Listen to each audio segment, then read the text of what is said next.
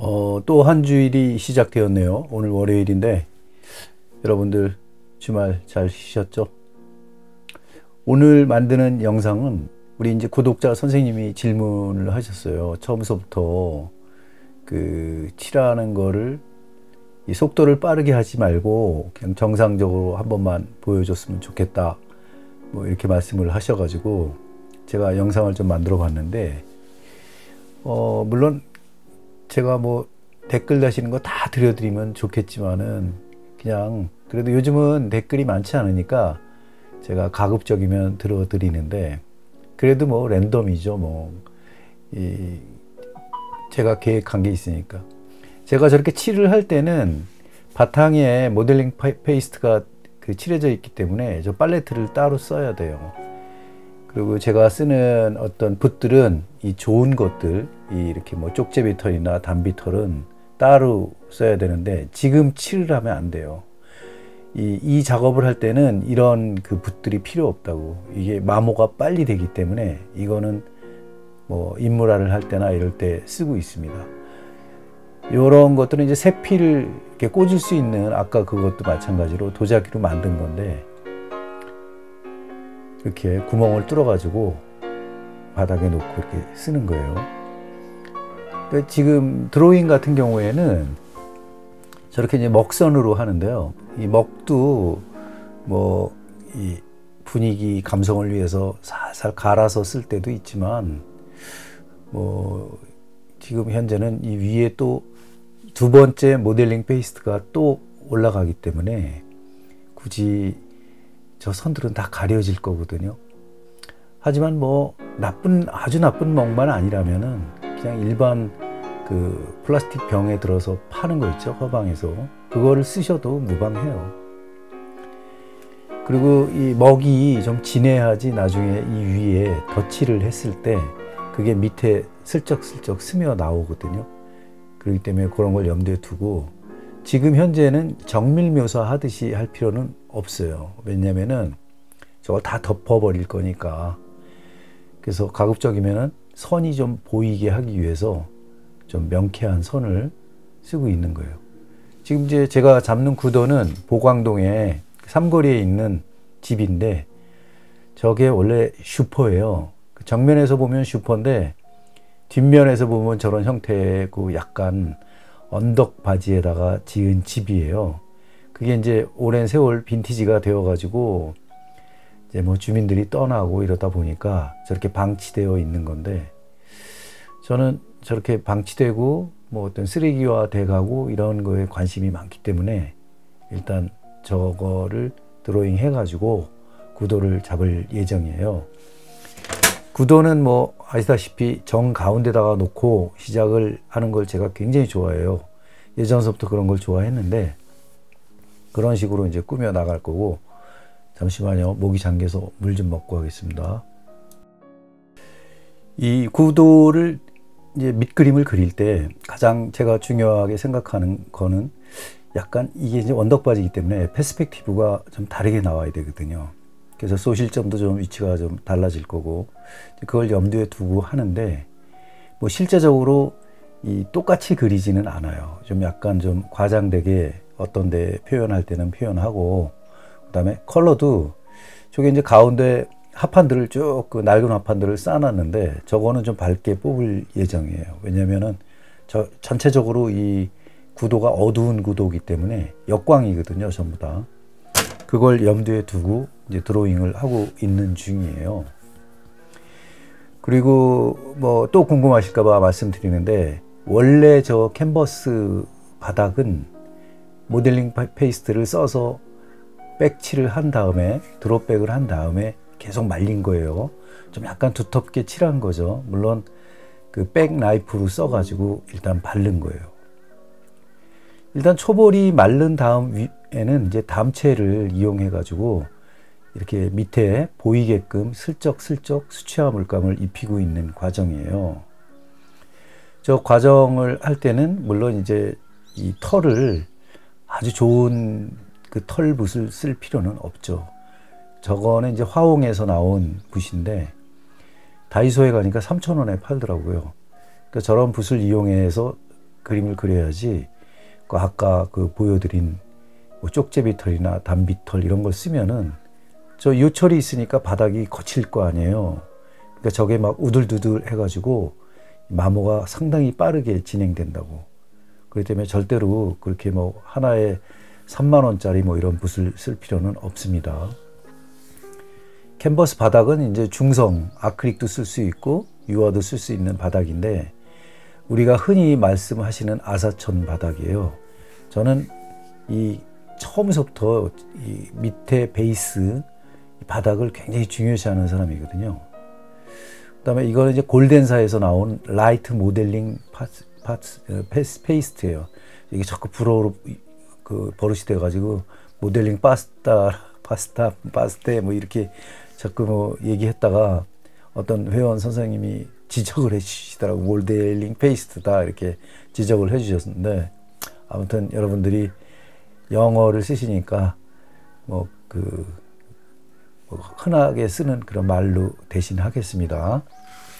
지금 이제 채색을 대충 한 위에다가 저렇게 살살 모델링 페이스트를 다시 발라주고 있어요. 왜냐면 질감을 내줄 때 지금 제가 발라주는 저 부분은 그냥 옆에 합판을 세워놓은 것들인데 합판은 여러분 아시다시피 좀 맨질맨질한 그런 바닥이잖아요. 그런 걸 표현해 줄 때 그런 거에 터치를 할 때는 요철을 좀 없애줘야 되겠다 이런 생각을 하면서 저렇게 이제 모델링 페이스트를 발라주는 거예요. 이제 제가 쓰는 방법은 물론 이제 믹스트 미디어예요. 믹스트 메디아 뭐 여러 가지 발음이 있는데 혼합 재료라는 뜻이에요. 바닥이. 그러니까 바닥을 이 뚜알 그러니까 이 캔버스 바닥 위에 드롭백은 백드롭은 자꾸 그것도 드롭백으로 해야 될지 백드롭을 해야 될지 모르다가 백드롭이 맞는 것 같아요. 아닌가? 그것도 헷갈리네. 이 지금 저렇게 바닥색을 칠할 때는 일단 제가 아까 말씀드렸다시피 기존 그 백칠을 한 게 있고 그 다음에 다시 재백칠을 하는 거예요, 여러분들. 그러니까 기본 백칠을 했을 때는 모델링 페이스트 그 라이트를 쓰지 않고 헤비를 썼어요. 좀 그거는 좀 무거워요. 돌가루가 상당히 무거워가지고 그거를 쓴 거고, 제가 이제 모델링 페이스트를 구하는 거는 딱 두 가지인데 바닥색을 칠하는데 무조건 그 비싼 리키텍스나 이런 걸 쓸 필요는 없어요. 우리 국산 제품 중에서 알파에서 나오는 모델링 페이스트를 쓸 수도 있어요. 그것도 비쌉니다. 상당히 비싼데, 근데 그거는 약간 그 헤비한 것 중에서도 좀 강해가지고 알파에서 생산된 거는 좀 뭐라 그럴까, 이 바인더 성분이 많이 들어가 있어요. 그렇기 때문에 저는 바인더 많이 섞어서 그 악외 성분이나 바인더 성분이 엄청 들어가 있는 거를 좋아하지 않거든요. 물론 아크릴 물감으로 한다면은 알파도 상관없을 것 같아요. 하지만 제가 쓰는 거는 발색을 부드럽고 약간 좀 진하지 않게 하기 위해서 수채화 물감을 쓰는 거거든요. 그렇기 때문에 굳이 처음 바닥은 이제 그거로 그 알파에서 나온 걸 쓰고, 그 다음에 두 번째는 뭐 리키텍스, 골덴사 이런 데서 나온 걸 쓰고 있어요. 지금 이제 두 번째 과정은 이 두 번째 이 채색이에요. 두 번째 채색은 아까 처음 바른 것보다 살짝 더 진한 거로 바르고 있거든요. 저렇게 바를 때는 가급적이면은 색이 선명하게 나오게 하는 게 제 방법이에요. 두 번째는 좀 선명하게 해 놓은 다음에 그 다음에 또 맨 마지막 작업에, 그러니까 이 베이스를 저는 굉장히 시간을 많이 들여서 이 공을 많이 들이거든요. 이 바탕이 좋아야 돼요, 무조건. 이 바탕이 나쁜데 계속 그냥 그 덧칠을 해서 이제 물론 탁색이 다 되는 거지만, 뭐 제가 그 탁색을 많이 쓴다 그랬잖아요. 탁색을 쓰는 거지만 일부러 막 이렇게 안 되는 거를 갖다가 종이에다가 계속 할 필요는 없어요. 스스로 방법을 찾아 나가는 건데, 원래 불투명 수채화와 투명 수채화가 어우러져 가지고 하나의 작품이 완성되면 되는 거거든요. 근데 굳이 그냥 뭐 나는 이 바닥을 그 투명으로만 할 거야. 근데 여러분들 오늘 한번 유튜브를 유심히 잘 살펴보시면은 많은 사람들이 그 수채화를 하고 있는데, 풍경이라든지 정물, 이 스틸라이프, 뭐 사과를 그리든 뭘 그리든 너무 개성이 없잖아요. 그렇게 개성이 없게 그리면은 프로가 될 수 없어요, 절대로. 왜냐면 자기 스토리를 자기 개성에 좀 맞게끔 개발을 한 다음에 그 스토리를 풀어나가는 게 좋잖아요. 근데 남들이 다 그렸던 어떤 이런 방법이나 또 남들이 그렸던 어떤 구도, 비슷한 구도, 아무리 뭐 예쁜 풍경이라고 해도 그 우린 사진으로도 얼마든지 그런 걸 많이 볼 수가 있잖아요. 그렇기 때문에 우리가 흔한 눈에 보편적인 거를 계속 그려 나가면은 그 보편화 될 수밖에 없어요. 근데 뭐 그런 것도 원하는 데가 있긴 있어요. 나중에 이제 뭐 판매를 한다거나 그러면은 그렇게 그려 달라는 곳도 있겠죠. 하지만 여러분들이 목표로 하셨던 거하고 살짝 차이가 있을지는 좀 있을 거예요. 왜냐면 여러분들은 아트페어나 이런 데도 나가고 싶고 또 작가로서 뭐 명성을 조금은 얻고 싶다 뭐 이런 생각을 갖고 계시기 때문에 반드시 차별화를 둬야 돼요.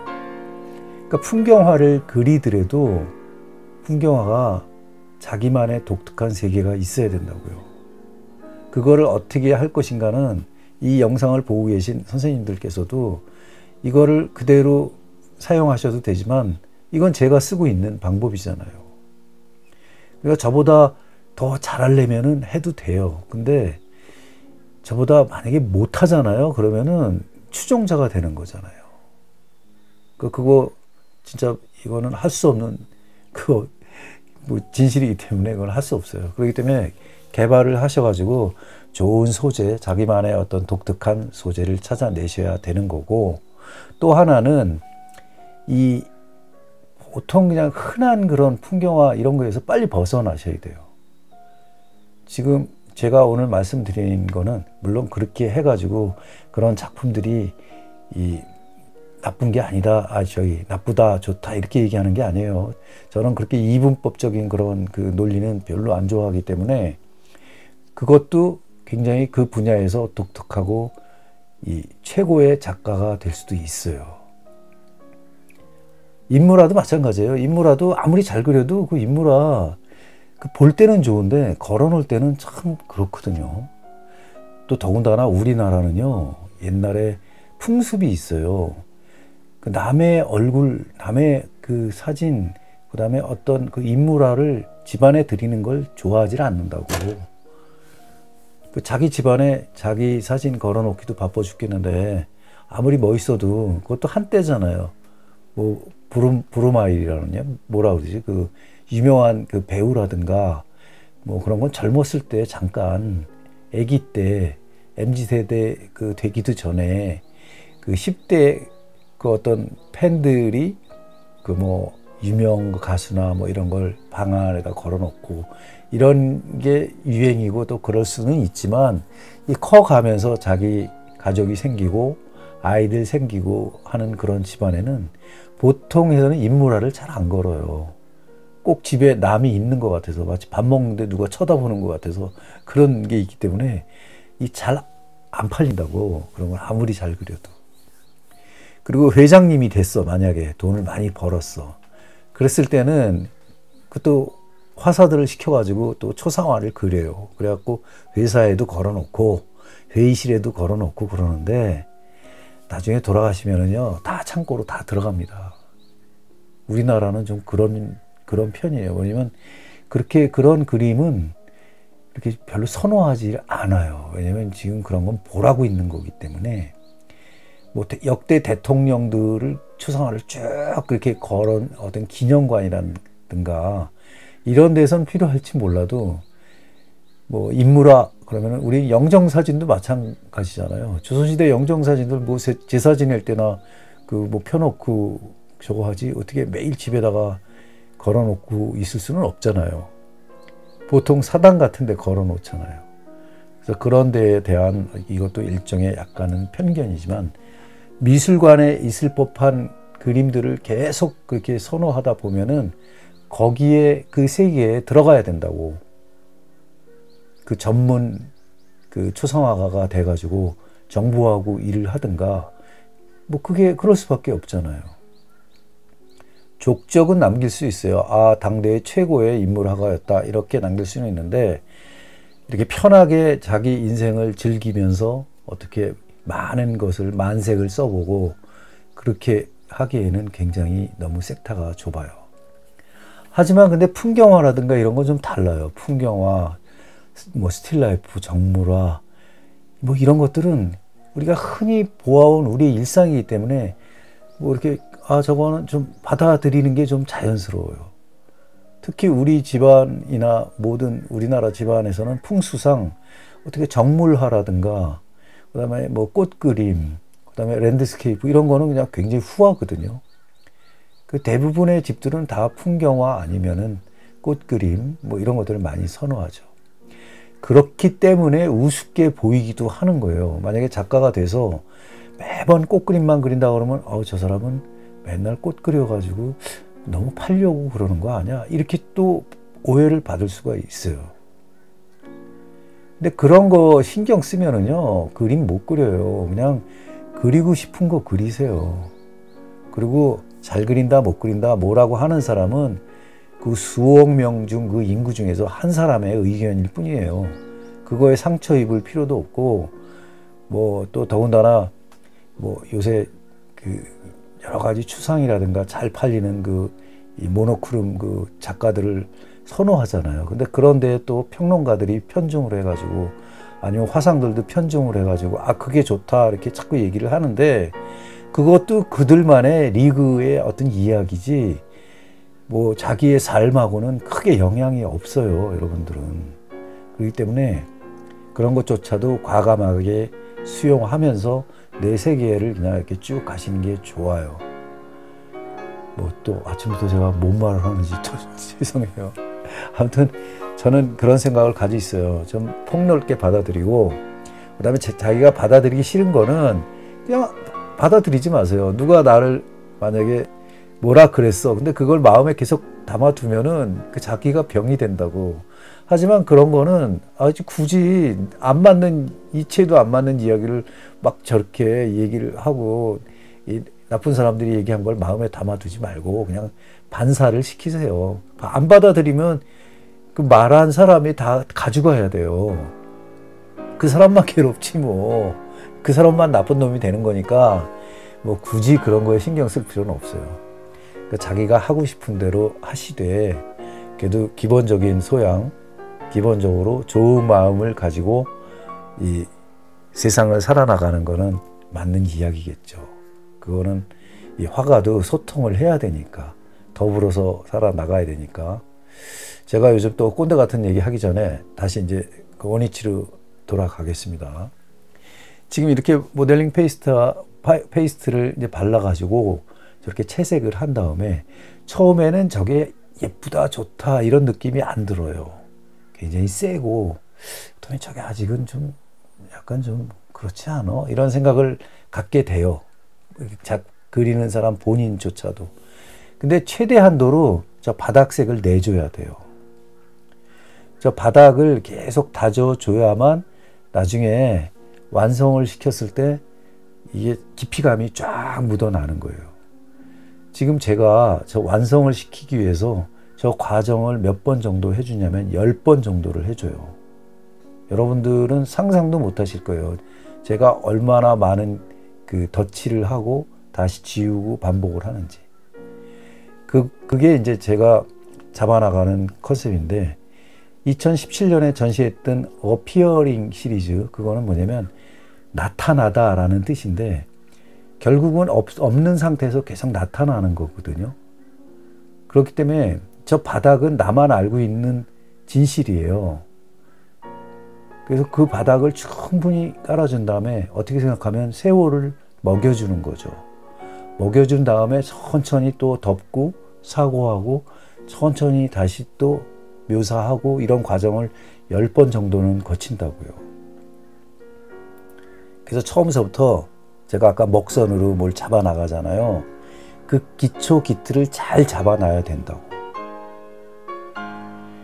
저는 이제 종이를 찢어서 수묵담채처럼 그림을 그린 다음에 종이를 찢어내고 다시 배접을 해서 발라버리고, 그러면 밑에가 안 보이잖아요.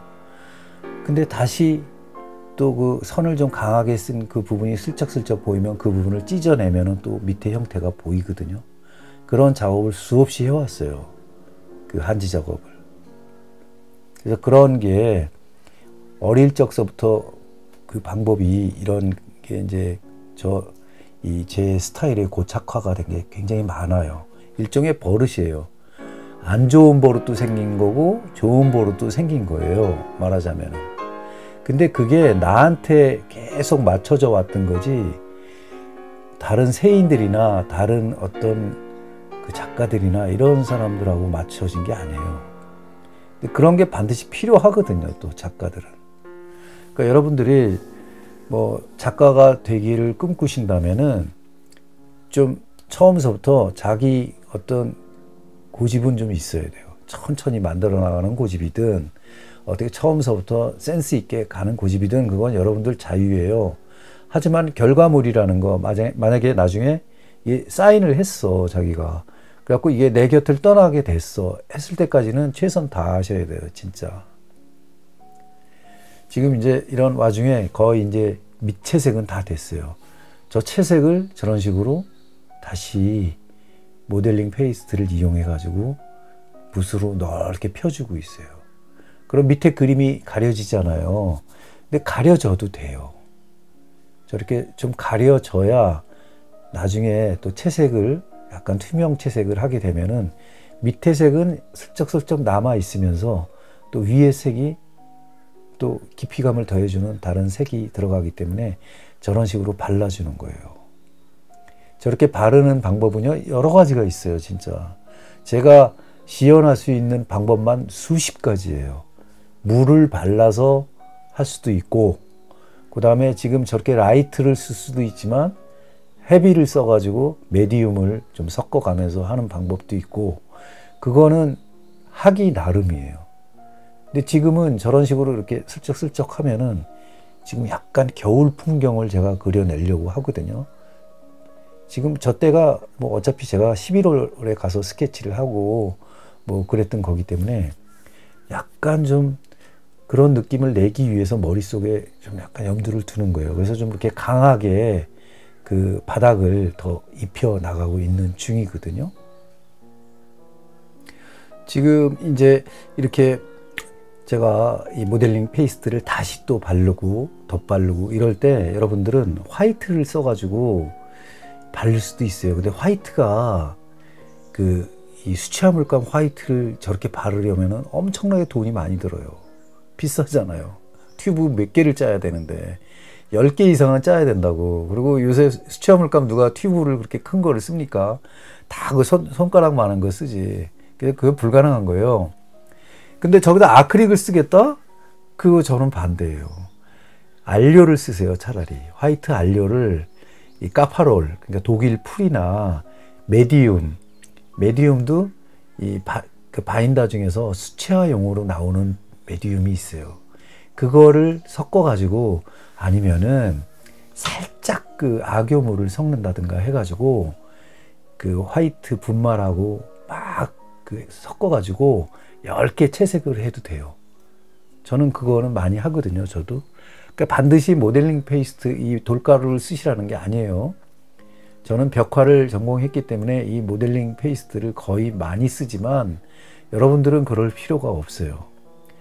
근데 화이트를 쓸 때 절대로 아크릴 물감을 쓰시면 안 됩니다. 왜냐면 아크릴 물감을 발라놓으면은 수채화를 할 수가 없어요. 다 물감을 튕겨낸다고. 스며들지를 못해요. 그 바인더 그 풀 종류 때문에. 그렇기 때문에 벽화에서는 그 바인더를 안 쓰거든요. 악효도 안 써요. 그냥 회벽에 스며들게끔 더운 물에다가 슬쩍 그 안료를 타가지고 그냥 바르기만 하는 거라고. 그렇게 해도 스며들어가서 화학 반응이 일어나거든요. 이 돌가루도 마찬가지예요. 이 40년 전에 나온 이 제품인데 그때 무슨 바인더가 있어요. 아크릴 바인더가 없죠. 이 아크릴 물감은 나온 지 20년 가까이 됐나? 뭐 얼마 되지 않은 거거든요, 사실은. 그래서 제가 저렇게 발라줄 때는 충분히 저렇게 바른 다음에 이 스며들 수 있는 삼투압 현상이 일어날 수 있을 정도로 발라주는 거예요. 지금 이제 여기까지인데 1편이에요. 2편은 제가 더 꼼꼼하게 해서 이제 완성을 시킬 겁니다. 뭐 오늘 도움이 되셨기를 바랍니다. 월요일 잘 지내시고요. 감사합니다.